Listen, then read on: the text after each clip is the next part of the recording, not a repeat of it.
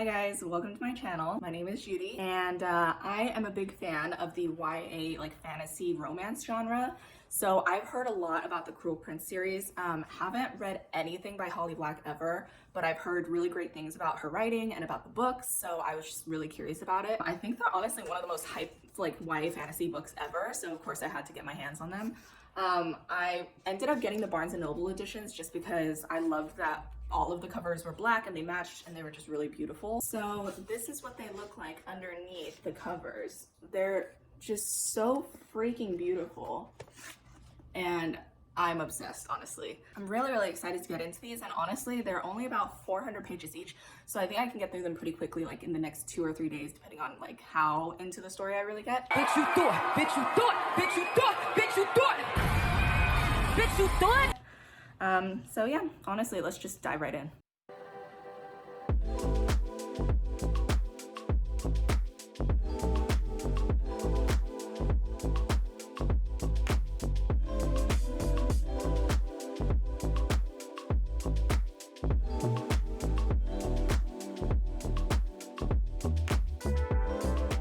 So I'm up to page 22 right now, and I just read the part where Cardan rips this random boy's wings like paper. Just freaking tears them. Someone's got anger issues.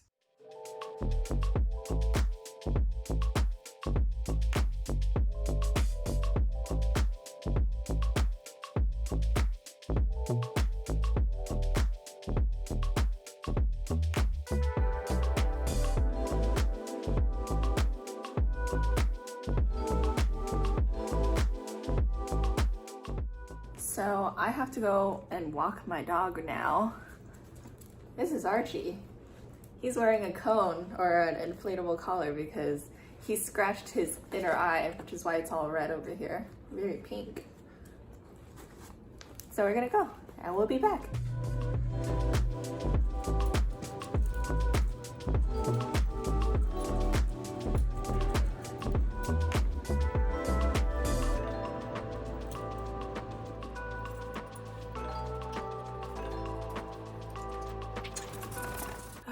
Back to reading.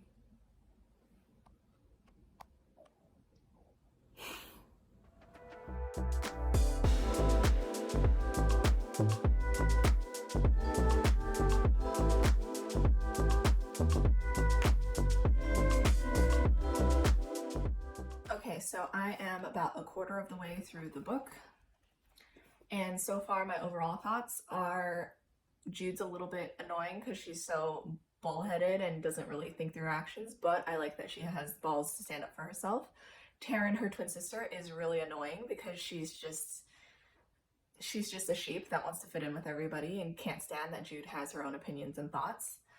Vivi is fine, she's not really there, so I don't really care about her. Cardan is an asshole and I don't like him at all right now. No redeeming qualities. Locke confuses me because their first kind of sweet interaction, I was like, that's cute, when he was like wiping her face at the tournament, but he was like, I'm curious to see how like your story is gonna unravel. I'm like, it just sounds like she's more of an oddity than anything, which I guess she is, but I don't know. There's something a little bit weird about it that I don't love. And Maddox, I actually like him a lot. I like his relationship with Jude.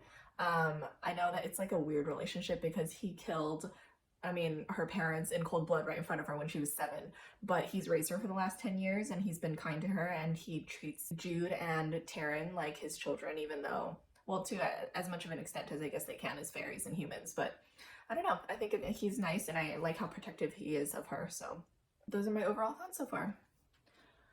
Okay, so I just got to the part where Jude snuck into Hollow Hall and she's hiding like under her desk, and she finds out that the reason why Cardan is such a dick is because his brother beats him. Well,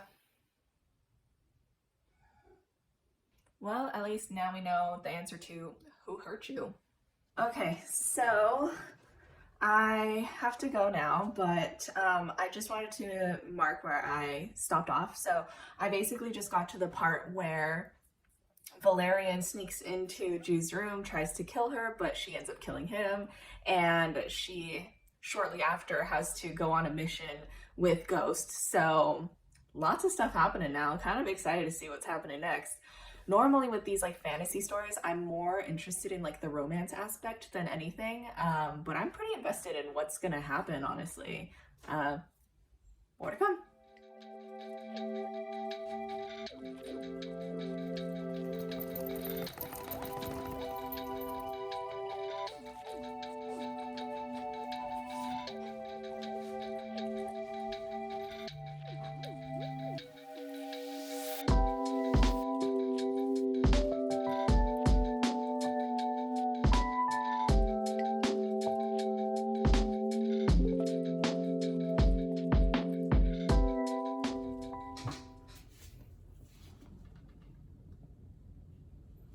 So I just got to the part where Dane was supposed to be crowned High King by Eldred, and Balakin steps in and tries to take basically the crown from him. And I'm not that surprised. I wasn't super surprised going in because I figured he's a shady asshole, like something like that is about to happen. What I didn't expect was for every single member of the royal family to either be killed or kill themselves, except for Cardan. So that answers my question of how the hell Cardan ended up king. I mean, obviously, like, that hasn't been proclaimed yet because Balakin is going to fight for his position and all of that, but now I can kind of see, like, the trajectory of what's going to happen. But wow, I cannot believe they killed off, what, like 5-6 characters at once? Like, that's kind of crazy. That story just went from 0 to 100 real fast. And now we are officially going into book 2, which is so pretty too. I almost forgot to talk about the fact that Maddox betrayed Dane and was working with Balakin all along. I feel like I kind of half expected this. Like, there's a lot of things that I'm a little bit sus about in this book that are actually playing out, so I'm kind of glad because I am not a critical reader at all. And the fact that I'm picking up on all this stuff, I'm like, okay. So it is kind of obvious. Like the whole thing with Taryn and Locke, like I kind of thought there might be something there, but I feel like I was pushed off the course when Taryn and Jude were openly talking about like Jude's kind of relationship with Locke and Taryn not really having a reaction, but everything is not as it seems in this book.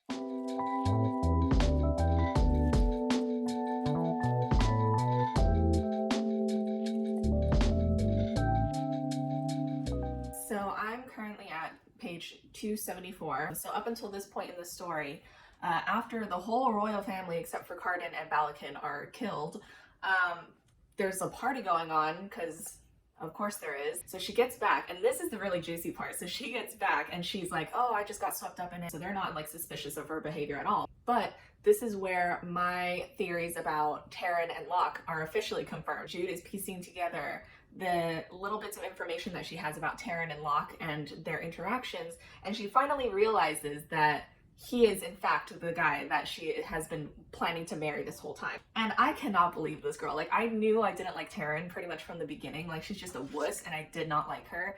But the fact that she could do this to her own sister for love is just like, girl, you brainwashed, and I hope that D is worth it. So Jude challenges Taryn to a duel. Like, it's one thing for Locke to be the dude who's like flirting with both of the sisters. I feel like it's so much worse that Taryn knew all along that she had a romantic relationship with Locke and was just fine with Jude just being the butt of the joke for everybody. And that's also when we find out that Cardan knew what was going on this entire time. He knew that Locke was a suspicious ass little bitch. So that whole rant that I had earlier about Cardan just being an asshole for no reason, now we see in the reasons. And not only that he was getting beat down by his older brother, he's actually looking out for this girl. I mean, granted, he was still an asshole in some other aspects. Like, I don't feel like he should have gone as far as he really did. But overall, I can kind of see the appeal of Cardan now. So I love that Jude's first reaction to realizing all of this information is she's like, I'm going to challenge you to a duel, because she knows that she can kick Taryn's ass, because Taryn is nowhere near as good of a fighter as Jude is. So I am excited. I hope they actually fight it out, because I want to see Jude kick some ass.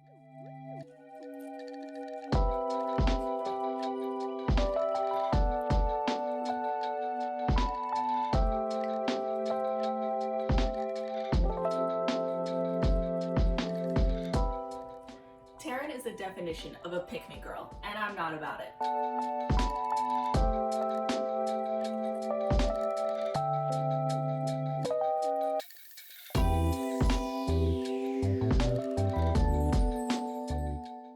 Okay, so I am currently on page 296, which is not too far after my last update, but I basically just wanted to talk about what just happened. So basically, Jude has finally put together all of the previous evidence and conversations and snippets that she's had and has figured out that Oak is not in fact Maddox and Oriana's son. He's the son of Prince Dane and Liriope, Locke's mother, which means that he has royal blood, so he can ascend to the throne. There's only about 100 or so pages left in this book, and I feel like a lot's gonna happen unless we're left with a huge cliffhanger, which that would be annoying. So I reached the part of the book where we finally are told that Cardan does in fact think a lot about Jude in a very romantic way, and he hates it, and I am living for it. I feel like every enemies to lovers book I've ever read has like a turning point where they become friends before they become romantic with each other, but this book literally said enemies to lovers. They straight up both hate the fact that they are so attracted to each other, and yet they are full on making out, and it is such a treat to read. This is so exciting. So excited! So excited!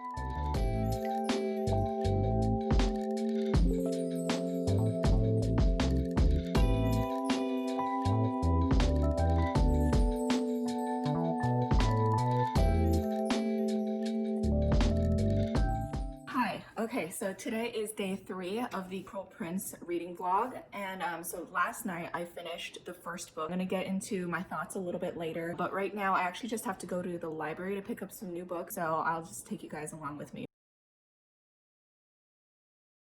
Okay, now I'm gonna get into what I thought about The Cruel Prince, the first book. It's just gonna be pretty fast because I feel like this video is already gonna be pretty long, and I feel like I've given enough updates that you guys kind of know what I'm thinking. But basically, I gave this book 4 stars out of 5. I really enjoyed it. It was a really easy read. I will say that for up until about halfway to even a little bit past that, I was considering giving this book like a 3.5 out of 5. Not because it was bad or boring or anything like that. I just didn't see any reason to love it. But by the end, honestly, I was pretty sold on it being a 4. I mean, everything popped off towards the end, so you know, that's no surprise. The one thing that kind of bothered me about the ending of this book though was kind of how neatly everything got wrapped up. I was kind of bothered by the part where Oak crowned Cardan and everyone was just like, oh my god, that's kind of funny, like who is this kid who's crowning him like he's the king? And then it's just, that's it. Like they literally just all accept it and they're like, okay, cool. So no explanation about who this kid is, and just, I guess Cardan is the king now. Like there's no follow-up to anything. It's just very much fast forwards to, okay, now everything is groovy, everything is fine, everything is chill, and yeah, that's it. I'm sure that the second book is more going to be about the transition of power and the struggles of like controlling all the kingdoms and things like that, because they did mention a little bit of that tumultuous relationship with different lower kingdoms and courts in this book, but I don't know. There's just something slightly missing, and that's why it was a 4 and not a 5. My overall thoughts about the characters have not really changed. I think Jude is kind of your very typical main YA character. She's very bullheaded, and she has clearly some anger issues that she needs to work through. But, you know, I can't fault her for the way that she is, but she feels very much like a protagonist who just seems to get lucky with everything that happens. Like she makes these plans, but like even when she's planning, she says it to herself. She's like, I don't know if any of this is gonna work. Like I have no idea. I'm just hoping. I have one plan and hopefully it works through. And it does, obviously. And that's great for the story and everybody involved, but it's just lucky. Cardan, obviously my feelings have changed from the very beginning. I hated him because he and his friends were just bullies. Obviously Valerian proved to be the truest bully of them all, and so I'm not mad that he died and the way that he died. But Cardan, I guess he did redeem himself in my eyes. He's fine.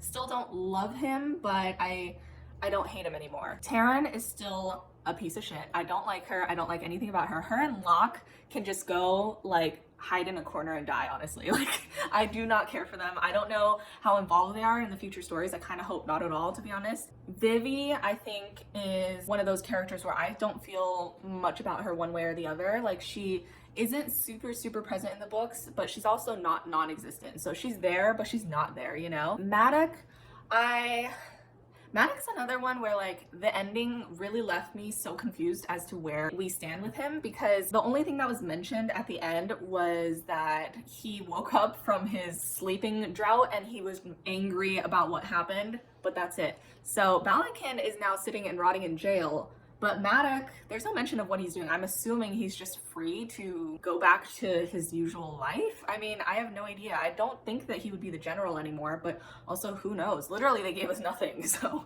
I guess we'll see in the next book. So those are my overall thoughts on the characters and what happened in the first book.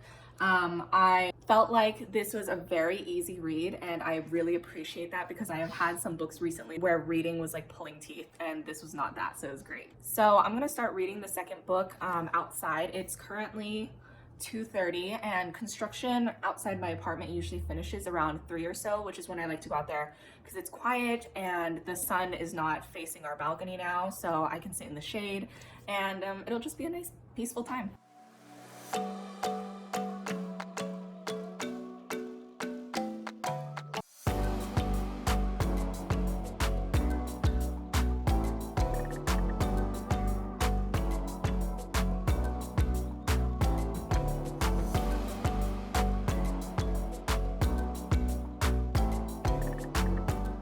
Okay, so I just moved inside because it was so cold outside. I couldn't keep reading out there.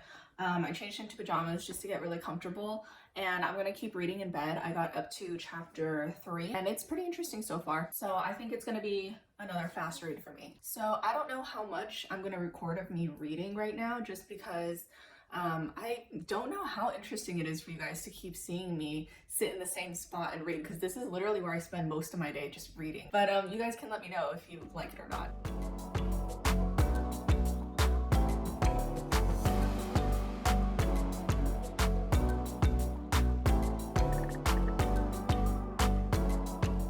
Okay, so I am up to page 124 now. So this book is like just over pretty much 300 pages, and I'm already like almost halfway, and I'm so curious to see what is gonna happen. Like, it's all interesting and stuff. I'm definitely interested in what's happening with the politics and everything, but I'm so much more curious about how Jude and Cardan's relationship is going to evolve, because right now they seriously still hate each other like so much. I am dying. I'm like halfway through this book almost, and I am dying for something. But anyway, so it's like 6 o'clock now, and I need to go walk Archie and help my boyfriend with dinner, and so I gotta go. I'm not sure if I'm gonna read any more tonight. I wanted to get to at least half so that I could pick up the rest tomorrow, but we'll see.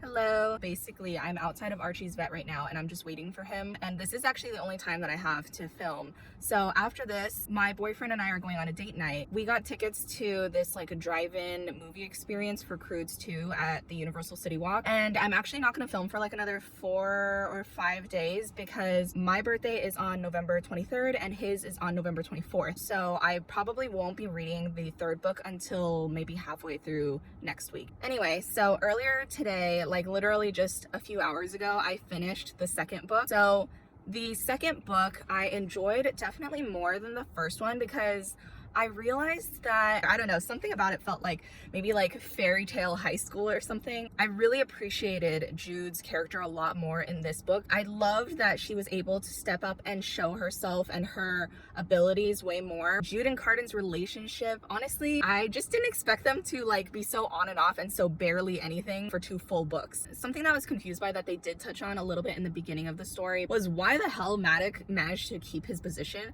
Like, there was even a part where one of the other council people were like, you know, you can just replace him, right? And I was literally like, yeah, girl, I know he's your pseudo daddy, but I don't know about that, because I definitely wouldn't have kept him in a position of power myself. Overall, I did really enjoy this book. I gave it a 4.5 out of 5 stars. I'm really interested in seeing how the third book goes, because obviously it's going to wrap up the whole series. So I'll get to that book next week, and I'll let you guys know what I think as I go along.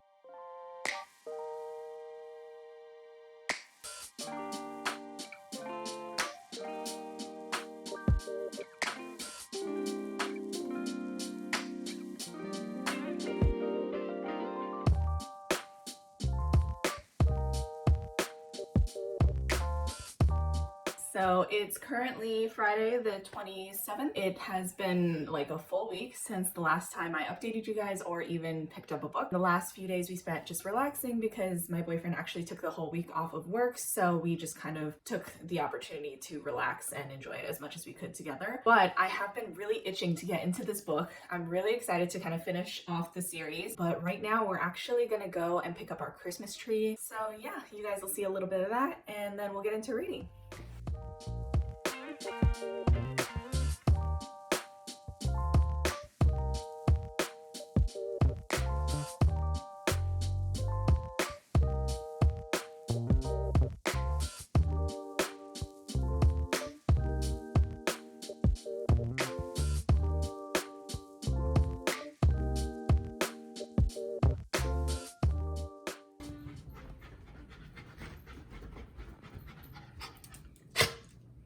Okay, so it's a little bit later than I anticipated. I knew that we were going to pick up the tree and get it all decorated and everything, but I totally forgot that we would obviously be putting up the rest of the Christmas decorations at the same time. It's currently 5:45. I have maybe like an hour before we eat dinner, so I'm gonna crack into this book. I'm gonna take this book out to the living room. I never read out in the living room because our couches and chairs are not that comfortable, but it's such a cozy atmosphere that I feel like I have to read out there right now.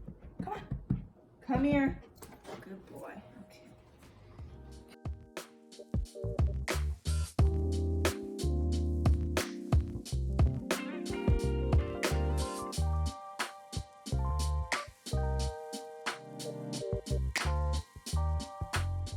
I just finished chapter 3, so right now we are with Jude in the human world and Taryn is there. Literally my least favorite person in this entire book. I'm not really looking forward to reading about their relationship and what's gonna happen. Honestly, I just wish she and Locke would kind of just die or crawl into a hole and never show up again.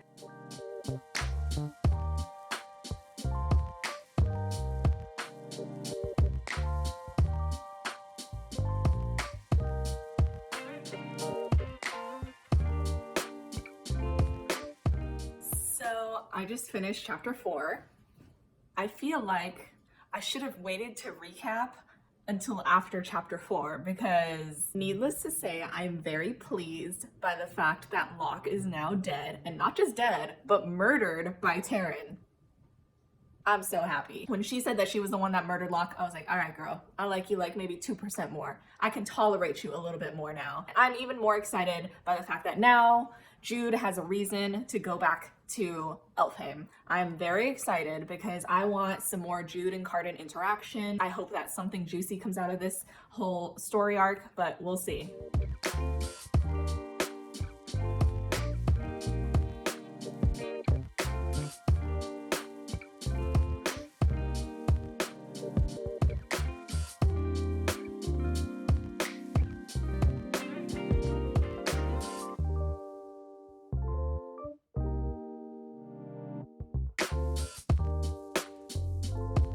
So it's obviously the next day.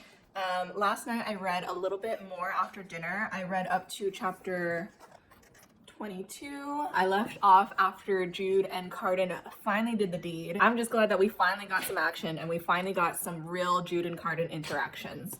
I loved the part where they were like talking. He says, "We have lived in our armor for so long, you and I, and now I am not sure if either of us knows how to remove it." I feel like they're the definition of enemies to lovers. Like they literally began and ended pretty much every book with them loving and hating each other. It was really interesting to read that kind of dynamic. I love that Cardan repeatedly says in this book and some of the last book that he trusts her, because these two characters are not people that trust others easily. Something that kind of threw me a little bit was the fact that Jude was literally just thrown into the court politics as soon as she woke up. Like literally, this girl, she was like bleeding heavily out of her stitches from when she almost died. And then she fell from the rafters onto a banquet table and should have been just dead on the spot there. But of course, being a YA heroine, she's still alive. I was like, that's insane. The fact that she's even still able to breathe again. But then we see that she wakes up, and the first thing she does is she like bathes herself, she dresses herself, and she goes back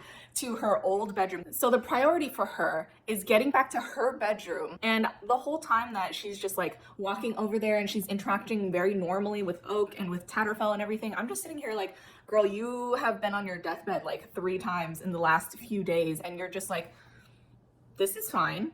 She literally gets pulled into all these different meetings and whatever, all these different interactions that force her to be very politically aware of her situation and her position as now recognized High Queen of Elfhame.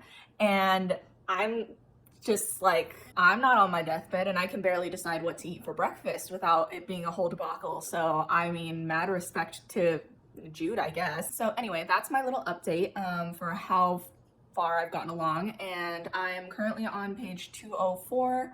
I have maybe about 100 or so pages left of this book.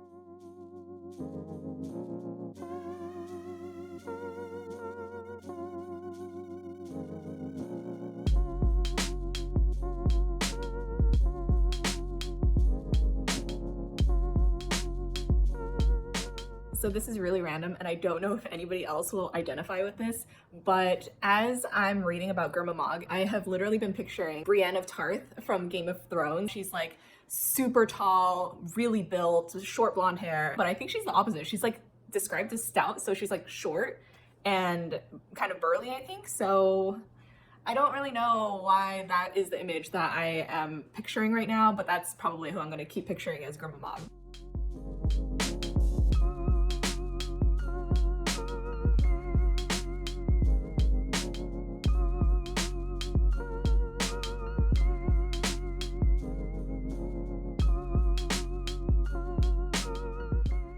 So I just finished reading the book, and since I have the Barnes & Noble exclusive edition, I am now going to read the letters to Jude from Carden when she was in exile. I'm so excited. So I'm gonna read this last part and then journal about this last book, and then I'm gonna come back and talk to you guys about my thoughts for all 3 books.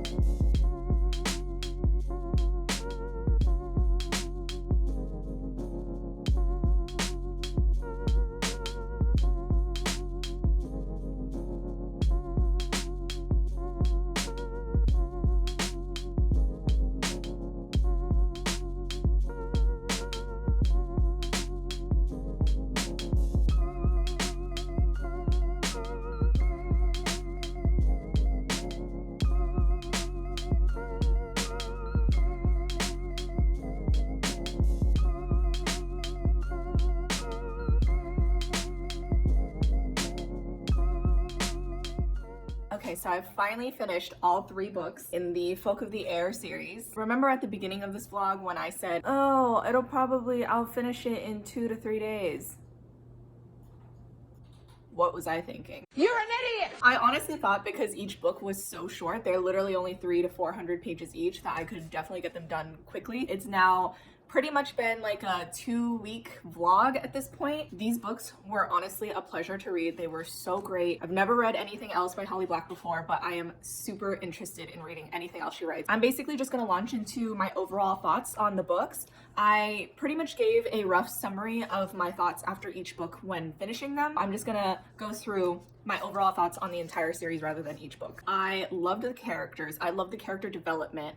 And when I talk about character development, I'm not just talking about Jude and Carden from book 1 to book 3, where they literally went from Carden bullying Jude every day at school to book 3 where they're married and he's literally telling her how much he loves her. I'm even talking about Heather and Vivi. I gotta say, through all 3 books, I didn't care too much about Vivi. I didn't feel any sort of attachment or interest towards her. I actually felt more attached to Heather, and maybe that's because it's interesting to see her perspective perspective of the story where she is completely uninvolved with the entire fairy realm. She has no idea of its existence before meeting Vivi and her family, and she's just thrown into it. Versus, you know, from Jude and Taryn's perspectives where they grew up in it and they've been exposed to it for the majority of their lives. But honestly, watching Heather and Vivi's development, I really loved it. Now, Taryn is another one of those characters that's not a major character, and I didn't think that I would have such strong feelings about someone who's not a major character, but oh my god, do I have some thoughts and opinions about this girl. In the first book, I was kind of sussed out by her. I didn't like her that much. There was nothing that was that special about her that stood out to me, and I feel like that's obviously because Jude is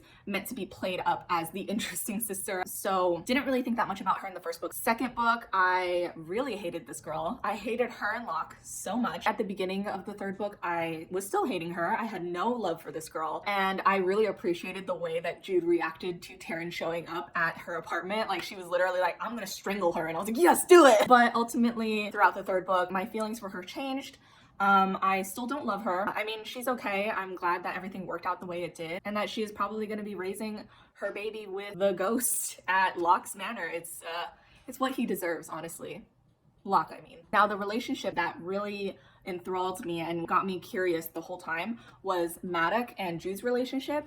They truly have the kind of relationship where they're kind of so similar to each other that is kind of what causes their problems, aside from the whole, you know, Maddox trying to take the crown and Jude trying to protect Oak and prevent Maddox from, you know, just that whole thing. Aside from that, the fact that they're both fighters by nature, and that they both are kind of stubborn and strong-headed and believe that what they're doing is right. It was cool to see that he's not her birth father. In fact, he's the one that murdered her birth parents, but they still managed to have this father-daughter relationship. Now, the first book I did enjoy. I ended up giving it 4 stars out of 5. I had some issues obviously with like the bullying aspect of things, and I still kind of have an issue with how kind of hard the bullying went. All of that kind of just bothered me a little bit, but I still enjoyed it. I do think that the first book kind of read like a high school drama to me. Like, it doesn't say that they're in high school, but they all act like they're in high school, like the cliques and everything, and Jude and Taryn being bullied by the popular like royal kids. So for all those reasons, I gave it 4 stars out of 5. The second book I enjoyed much more because this is where Jude becomes seneschal and Cardan actually becomes king. So we're kind of pulled out of the high school drama of the first book into the actual court politics and everything in the second book. And that continues on into the third book. It was really cool to see Jude finally step up and to actually have a hand in the way that things are done. The ending definitely shocked me a little bit. I was so proud of Cardan for finally stepping up and embracing the role of being High King and showing his power and his strength just to exile Jude. I was like, we're gonna start the third book again with them hating each other. But I was very pleasantly surprised to see that in the third book, that was not the case. I mean, it was obviously from Jude's perspective. She thought that Cardan hated her and that she hated him, even though we all know that's not true. This book, I gave 5 out of 5 stars. I truly loved it. It is a book that I would read again and again. This book was 300 pages. It didn't feel like it was 300 pages. It didn't feel like it was rushed or that it was incomplete in any way. I enjoyed the ending. I especially hate when books end and it just ends right after things get resolved. If things would have ended right after Cardan was like brought back to life, I feel like I would have been a little bit disappointed, honestly, because, you know, we always crave a little bit more towards the end. We want to see a little bit more of how their lives adjust afterwards. So I was happy to see a little bit of them kind of living normally. It was nice to read something else that helped conclude the story. I am especially happy for myself having read these books now, because I can now get into the fan art and the discussions and just all of that surrounding this series. So I do collect fan art. I don't display it on my shelves or anything because that's not really my personal taste, but I do collect them and I do love looking at them. So I'm definitely going to be adding some Jude and Cardan fan art to my collection. Basically, that was my reading vlog for the Cruel Prince Folk of the Air series. I keep calling it the Cruel Prince series. This was my reading vlog for the Folk of the Air series. I am so happy that I finally got into these books and I truly, truly loved them. Like, they were all 4 to 5 stars, and I can absolutely see myself rereading this again in the future. And I am super excited to get the companion novel that just came out like last month or this month or something. So I will let you guys know when I get into that book as well and what I think about it. Thank you guys so much for watching. If you watched this whole thing, I don't know how long it's gonna be, but thank you for joining me. This is my first video that I've ever recorded for YouTube, so I don't know how well I did or if anybody is even watching this, but if you did watch this, thank you so much. And I hope that I will see you guys again in any future videos that I make. Thank you for watching. Bye.